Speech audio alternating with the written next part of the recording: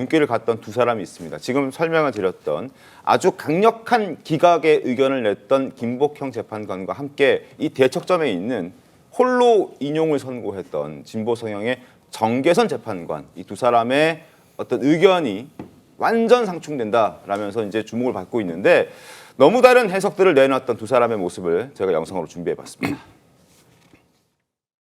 비청구인의 헌법재판관 임명 부작위와 관련하여서도 비청구인의 헌법 또는 법률 위반을 인정할 수 없다고 생각합니다. 국회 선출 재판관을 선출한 후 즉시 임명해야 할 의무가 있다고 보기는 어렵습니다.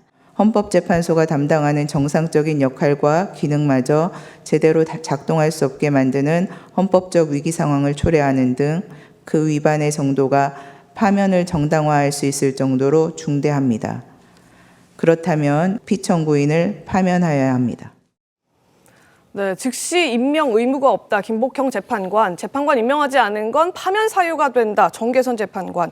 한 건을 놓고 두 사람이 정말 판이하게 대치된 의견을 냈는데, 신 의원님 좀 어떻게 보셨습니까? 그러니까요. 헌법재판소라고 하면 우리나라의 사법기관의 정점에 있는 판사분들인데 어떻게 이렇게 같은 사안에 대해서 극과 극의 판단을 할 수 있을지도 좀 놀라웠던 것 같습니다. 근데 보면은 정말 우리 재판관들이 헌재 임명될 정도면은 아무리 본인의 이념 성향이 뭐 추천 과정이 다르다 하더라도 대부분 법관들은 보수적이다. 왜냐하면 사법기관을 지켜야 되고 우리나라의 헌법 체계를 지켜야 되기 때문에 그렇게 믿고 있었는데, 아무래도 여당과 야당의 그런 지지자들의 목소리에 대해서 수용성이 다르게 그 사안을 바라보면서 판단이 달리되는 거 아닌가. 그런 면에서 우리의 그런 법적 기준이나 이런 것들도 사실은 이렇게 볼 때 저렇게 볼 때 이어령 기어령인 여지가 충분히 있다라는 면에서 어제 조금 놀라기는 했습니다. 그런데 이게 그렇다면은 한덕수 총리에 대해서는 사실은 민주당에서도 기각의 가능성을 예측을 일부 했었거든요. 네.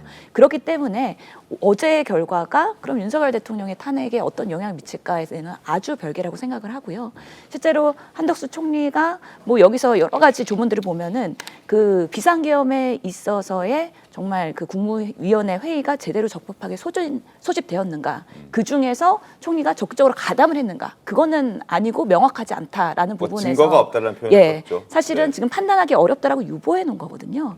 그렇기 때문에 지금의 그런 결과가 한덕수 총리의 뭔가 무죄나 면죄부를 이야기하는 건 아니다. 그래서 이런 부분은 나중에 또 형사소송에서 밝혀져야 되는 부분이기 때문에 너무 이 결과를 가지고 여야든 너무 과대 해석하는 거는 좀 문제가 있다라고 생각을 합니다. 알겠습니다. 자, 두 사람의 이견이 부딪히는 부분들, 김복형과 정계선의 두 사람의 의견이 상충하고 있고 실제로 헌재 내부에서도 충돌하고 있다, 이런 얘기들이 많이 떠돌았습니다. 그 목소리를 저희가 한번 다시 들어보겠습니다. 그러니까 정계선은 충주여고를 나와서 서울대법대를 다니는데 운동권이에요. 우리법연구회에서도 회장을 했고 네. 국제인권법연구회에서도 다 회장을 했어요. 회장 좋아하시죠. 보통 사람 예. 아니에요. 또 김복형 재판관도 걸어왔던 길이 서울중앙지법.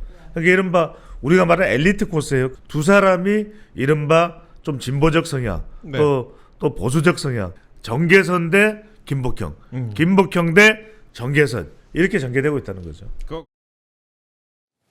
네, 두 사람의 성향 지금 말씀드린 것처럼 정계선 재판관은 진보, 그리고 김복형 재판관은 보수, 이렇게 지금 추천자로 분류가 되고 있습니다. 그래서 앞선 여러 재판들에서도 판이하게 판단이 달랐다, 이런 얘기들도 지금 같이 거론이 되고 있는데요. 앞에 이진숙 방통위원장 건에 대해서는 김복형 재판관은 기각, 정계선 재판관은 인용 판단을 내렸었고, 마은혁 재판관 임명하지 않은 거 위헌이다, 이 부분은 김복형 재판관이 함께 인용 의견을 내긴 했습니다만 결계 의견으로 본인의 소신을 뚜렷하게 밝히기도 했습니다. 반대로 최재해 감사원장 건에서는 김복형 재판관이 기각, 그리고 또 정계선 재판관이 같이 기각했지만 결계 의견 내면서 또 반대 성향을 보였고요. 이번에 한덕수 총리 마찬가지로 기각과 인용 각자 서로 다른 견해를 뚜렷하게 보여준 겁니다.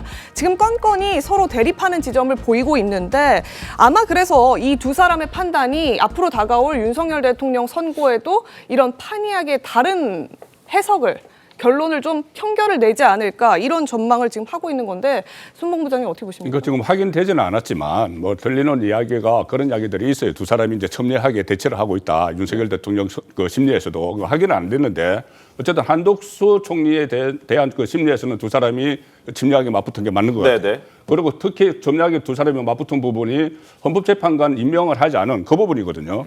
그 부분인데 조금 전에 우리 윤기찬 변호사께서도 말씀을 하셨지만 정계선 이 재판관은 사실상 어떤 정치적인 판단을 많이 한 것 같아요. 왜 그러냐면 본인이 그런 이야기도 했습니다. 지금 대통령 그 탄핵 선고 심리를 지연시키기 위해서 여당이 지연시키기 위해서 여당 의사를 반영을 해서 임명을 안 하는 것 아니냐 이렇게 이야기를 했어요. 정계선 재판관이. 그런데 이것은 본인이 포함되는 문제예요. 네. 그때 3명을 마은혁 재판관을 비롯해서 조한창, 정계선이 3명의 임명 문제였잖아요. 그런데 본인이 포함되는 문제인데 이것을 여당이 대통령 심리를 연기시키기 위해서, 지연시키기 위해서 안 하는 것 아니냐 이렇게 하면서 이것은 이제 탄핵 사유가 된다고 이야기를 한 거예요. 그런데 김복형 재판관은 이 국회에서 선출을 하기는 했지만은 임명권은 대통령에게 있으니까 국회에서 선출한 그 사람들이 과연 자격이 있는지 이런 것을 살펴보는 시간이 필요하다. 네. 시간이 필요한 것이고 또 이 여야 합의가 안 된 부분이 있기 때문에 이것을 임명하지 않은 것이다. 이렇게 했기 때문에 한쪽은 어떻게 보면 정계선 재판관이 상당히 정치적인 판단을 한 것 아닌가 그런 생각은 듭니다. 그러니까 성춘 부위원장님 어떻습니까? 지금 이 정계선 재판관이 한 게 일단 본인의 임명권에 대해서 본인이 심판을 내린 것이기 때문에 이해충돌의 여지가 있다. 거기에 더해서 지금 판단에 대해서 성향별로 좀 분류가 되는 것 같다 이런 얘기까지 같이 나오거든요. 근데요, 저는 뭐 정치적 성향에 의해서 판단이 달라졌다라고 보지는 않고요. 그러니까 왜냐면은 일단 최상목 권한대행과 관련돼서 최상목 권한대행 시절이 돼버렸네요. 그러니까 그 마은혁 재판관을 임명하지 않은 그 권한쟁의 심판에서는 헌법재판소에서 위헌이라는 판단을 내렸잖아요. 그러니까 김복형 재판관도 마찬가지입니다. 임명하지 않은 건 위헌이라고 판단을 같이 해준 겁니다. 근데 김복형 재판관은 계속 지금 이 멘트에 나왔지만 즉시 임명할 의무는 없다. 그리고 그 내용을 좀 더 살펴보면 상당 기간이 지났다고 볼 수 없다라고 되어 있거든요. 그러니까 법적 공백에 대한 해석이 달랐던 겁니다. 법적 공백이 뭐냐면 국회 추천 3인에 대해서 대통령은 그냥 그 서명을 해야 된다라고 되어 있지만 언제까지 며칠 안에 이게 없거든요. 이건 법적 공백이고 이거 해석의 영역인데 이거에 대해서 나머지 그 기각하면서 위헌적인 거라고 판단한 4명의 재판관은 이건 당연히 바로 해야 되는 거라고 판단한 거고 김복형 재판관은 임명을 해야 하지만 즉시 해야 할 의무는 없기 때문에 이건 위헌이라고 보기는 어렵다라고 한 겁니다. 그러니까 전체적으로 봤을 때 임명은 해야 된다는 건 모든 재판관이 8명이 그 권한쟁의 심판을 낼 때 이미 내려준 겁니다. 이건 임명하지 않은 건 위헌 맞다. 하지만 기간을 어떻게 볼 것인가. 그리고 각하 판결을 내린 2명은 이거는 그 정족수 문제 때문에 아예 판결을 내리지 않은 것이고요. 그렇기 때문에 저는 이 정치적 성향에 의해서 뭔가 갈라졌다. 이렇게 해석하는 건 좀 너무 과하다는 말씀 드리고 싶습니다. 지금 건건이 탄핵 사건에 대해서 두 사람의 뜻이 갈렸지만 그건 그냥 그 사건별에 대한 그렇죠. 판단인 사건별로 것이지 아니다. 방금 말씀드린 것처럼 예. 어떤 문장에 대해서 법적 공백에 대한 해석의 영역, 그러니까 보수적으로 판단한 거는 명확하게 날짜가 박혀 있지 않으면 그걸로 위헌이라고 볼 수 없는 것이다. 이게 보수적 판결인 거거든요. 그러니까 정치적 성향에 따라 판단한 게 아니라 저는 그거 자체를 그냥 보수적으로 정확한 문구가 없으면 판단을 내릴 수 없다라는 그게 보수적이라는 거죠. 예, 알겠습니다. 이 만장일치가 지금 쉽지 않아 보이는 것만은 현재까지의 판결 결과로만 보면 자명해 보입니다. 정치권에 대해서도 이 부분에 대한 언급이 부쩍 늘어나고 있는데요. 이 민주당 당장 25일 윤석열 대통령 선고를 내려달라 이렇게 압박을 하면서 만장일치의 파면이 필요하다 이런 주장하고 있고요. 국민의힘은 무슨 소리냐? 이렇게 되면 기각과 각하 가능성 더 커졌다. 상반된 주장 내놓고 있습니다. 함께 들어보겠습니다.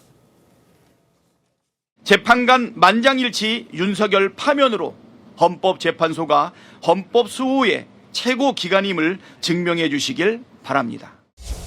윤석열 대통령의 직무 복귀 가능성 더 커졌습니다. 지금까지도 평의에서 헌법재판관 내부에서 결론을 내리지 못하고 있습니다. 이쯤 되면 빨리 기각 각하시켜야 됩니다.